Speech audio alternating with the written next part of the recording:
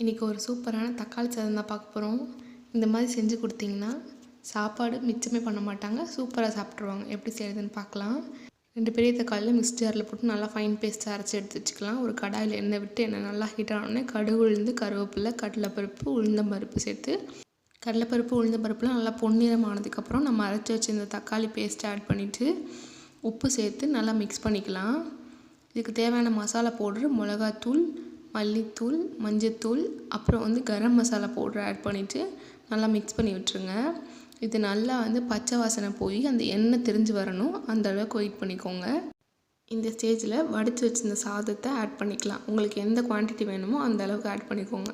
2 பெரிய தக்காளினா 2 பேர் சாப்பிட்ற மாதிரி சாதம் ஆட் பண்ணிவிட்டு நல்லா மிக்ஸ் பண்ணி விட்டுடலாம். நல்லா மிக்ஸ் பண்ணிவிட்டு உருளைக்கிழங்கு ஃப்ரை, வாழைக்காய் ஃப்ரையோடு வச்சு சாப்பிட்டிங்கன்னா அடி தூளாக இருக்கும். கண்டிப்பாக ட்ரை பண்ணி பாருங்கள். ட்ரை பண்ணிவிட்டு மறக்காமல் எனக்கு கமெண்ட் பண்ணுங்கள். இன்னும் என் சேனலை சப்ஸ்கிரைப் பண்ணாமல் இருந்தால் மறக்காமல் சப்ஸ்கிரைப் பண்ணுங்கள். எனக்கு சப்போர்ட் பண்ணுங்கள். பாய் ஃப்ரெண்ட்ஸ், நெக்ஸ்ட் வீடியோவில் பார்க்கலாம்.